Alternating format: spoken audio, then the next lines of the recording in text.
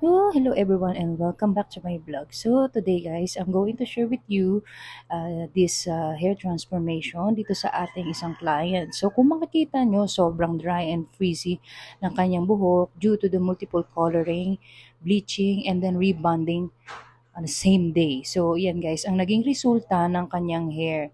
Okay? So, naging rubberized siya at talaga namang super dry. So, ito ang gagamitin nating product ngayon, si Keratin Queen Coffee Premium. So, ito yung kanyang number one. Actually guys, ano to? 1, 2, and 3. So, yung number one niya, so ito yung shampoo. So, dito nga, since nag-conditioner yung ating client, para ma-remove yung mga product build-up, kailangan natin siyang shampoohin ng 2 to 3 times. So, and after that, ay susuklayin natin yan. Pero guys, kung halimbawa ganito yung buhok ng inyong client, just make sure lang na mag-exert kayo ng extra care kasi nga fragile na talaga siya. So, after nga nyan, ay i-blow dry na natin yan ng 100% dry.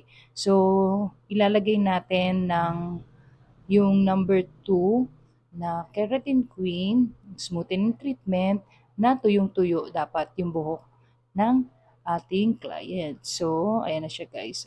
And then the temperature pala ng ating blower is just medium heat or much better siguro guys kung gagamit na lang kayo ng cold temperature para hindi na makadagdag pa doon sa damage na hair ng buhok ng ating client. So kung makikita nyo guys, so, di ba?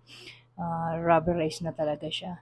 So, ayan yung nagiging problema minsan pag multiple process yung ginagawa natin sa buhok ng ating mga clients. So, minsan hindi na talaga kinakaya. So, kailangan may follow-up treatment din talaga siya. So, ito na nga guys yung Coffee Keratin Queen, Coffee number 2, smoothening treatment. So, kung makikita nyo yung consistency niya, sobrang thick niya.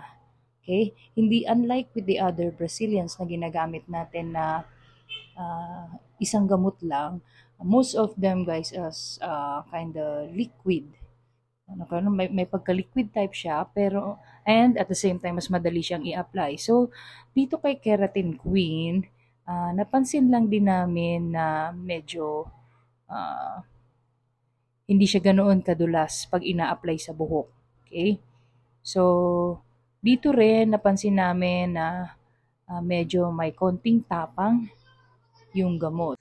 So much better talaga guys na gumamit kayo ng mga protective gears like gloves and then face mask na din. And then mas maganda kung doblehin nyo para hindi nyo malanghap yung mga fumes galing dito sa medisina. So dito naman sa application guys is same with the other Brazilian pa rin naman. Okay?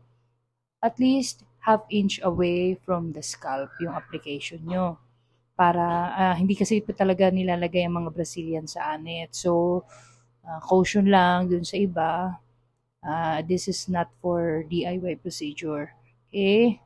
Baka madamage ang inyong mga buhok at malagyan ng mga anit at baka kayo'y mapano, charing. Anyway, so after ng ating full application dito guys, ay ibababad lang natin siya ng 20 minutes. And then, after 20 minutes naman, ay wag nyo na siyang babanlawan and then dumiretso na kayo sa pagbo-blow dry. So, I highly suggest kung kayo ay magbo-blow dry, make sure na i-adjust nyo yung temperature ng inyong mga blower. Hindi pwede guys na laging nasa high heat. Okay? Kasi i-adjust natin siya depende doon sa status ng buhok. Kamukha nitong buhok ng ating client, nasa medium heat and then minimix din natin siya with the cold temperature para hindi naman ma-damage or pumutok yung mga strands ng kanyang buhok. So, ayan nga guys, at i-blow dry natin yan ng 100% dry.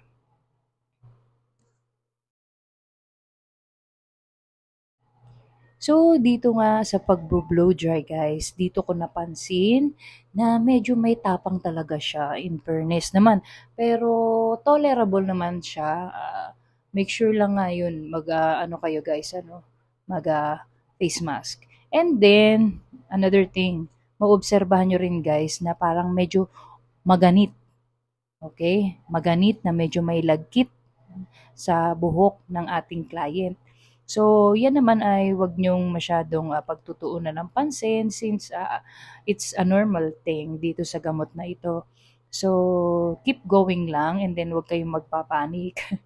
Kasi actually, mostly sa mga mostly talaga sa mga client natin ano, pag naramdaman nila na parang malagkit, ayun medyo may panic mode na talaga sila. Pero yan guys is try to explain to them na babanlawan pa rin naman natin siya after nitong procedure na to. So, ito na nga guys, since damage ang buhok ng ating client, gumamit lang tayo ng 350 Fahrenheit or equivalent to 177 degrees Celsius yung init ng ating plancha. So, ayun na nga yung sinasabi ko guys, ano, much better lagi nyong i-adjust or titingnan yung temperature ng mga tools na ginagamit nyo. Kasi maraming nagtatanong minsan, bakit nagpa-Brazilian na kami pero nasunog pa rin yung buhok.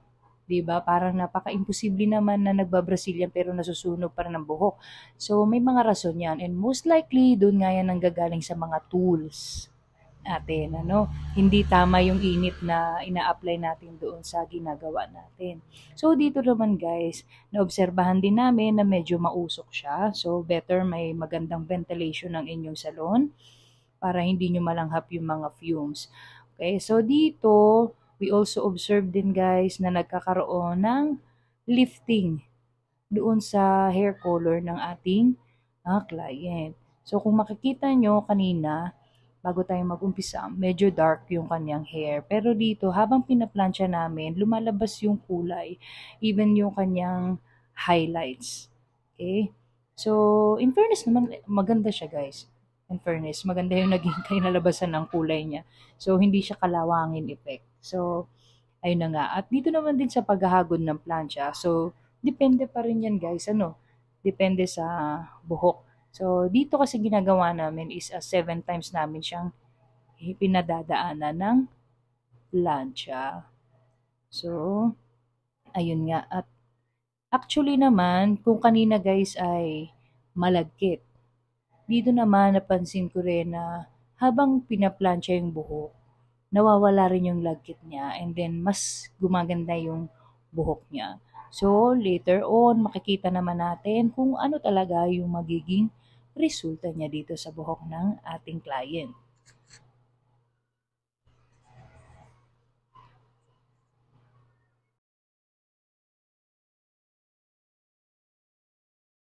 And so, continuously pa rin naman tayo sa pagpaplansya, di ba guys? Okay? So, make sure lang guys na sinesection by section nyo ang pagpaplansya. And then, maninipis lang din na hibla ang pagpaplansya nyo para hindi, para malapatan yung bawat section or bawat strand ng buhok ng hair iron. So, dito guys, ang gamit naming hair iron nga pala, bago ko makalimutan, is yung Valotano na Ultra Titanium 480 Fahrenheit, and then another one is yung NNN Pro Nano Titanium 480 Fahrenheit. So, ayun na nga guys. Ano. So, natapos na yung ating pagpaplansya ng hair. Ayan naman ay papalamigin lang natin ng sandali bago natin banlawan, okay? So, ayan guys, kung makikita nyo, may improvement naman na doon sa kanyang hair, lalo na doon sa kanyang hair color. In fairness guys, ang ganda ng color ni Madam. Siguro, ngayon lang niya na-appreciate kasi nga, nung ginawa yung kanyang hair, is medyo masyadong dark yung kanyang kulay. So ngayon, lumitaw yung kulay ng buhok niya and then later on, makikita pa rin natin kung ano pa yung magiging resulta or kung may ilalabas pa or may ikagaganda pa itong ating ginawang uh, buhok. Okay, so dito naman ay babanlawan na natin yung buhok ni Madam. So, dito, bago kayo maglagay ng conditioner guys, is banlawan nyo muna ng tubig yung buhok para matanggal yung mga excess keratin. So, dito gagamitin na natin si Keratin Queen. Number 3, deep conditioning hair mask. So, yung hair mask niya guys, actually, hindi siya same with the other hair mask na madulas. Yung kanyang hair mask ay medyo maganit. O guys, basta hindi siya madulas. Hindi siya madulas na katulad ng sa Valutano or whatever hair mask na regular na ginagamit natin. So dito sa pag-apply naman ng hair mask, make sure is masasaturate nyo yung bawat section ng hair. So, mas maganda kung ibababad-babad nyo siya ng konti, like for 5 minutes, para mas pumasok yung gamot doon sa buhok ni madam. So, ayan, after na nga ng ating pag-apply, so babanlawan na rin natin siya para makita na natin ang final result. So, dito guys, wala na kayong kailangang ilagay pa na mga gamot. Okay? Wala kayong ibang i-apply kasi nga gusto natin makita kung ano yung talagang resulta nitong Keratin Queen. So, ayan na nga, after ng ating pagbabanlaw ay i-blow dry na ulit natin yan ng medium heat mixed with the cold temperature. So, para hindi nga masunog ang kanyang hair. So, ayan, kung makikita nyo guys ay paksak na rin naman talaga yung buhok ni madam. So, later, makikita pa rin natin yung kanyang kulay. So, bago nga yan, let's take a look muna doon sa buhok ni madam bago tayo mag-umpisa. So, eto na nga guys, ang final result. So, sobrang ganda niya. In fairness naman talaga guys, nagustuhan ko yung resulta ni Keratin Queen. Kitang-kita niyo guys, yung kulay ng buhok ni madam is buhay na buhay. Even yung kanyang buhok ay nag-straighten din talaga. So, legit yung straightening effect ni Keratin Queen. So, most likely yung straightening effect niya is for those hair lang na wavy and hindi naman talaga sobrang curly. Kasi kung mga curly yan guys, hindi yan uubra. So, ayun na nga, this product is for professional only. So, kung gusto niyo umorder guys, I will put the link below. So, ayun na nga, and thank you again for watching.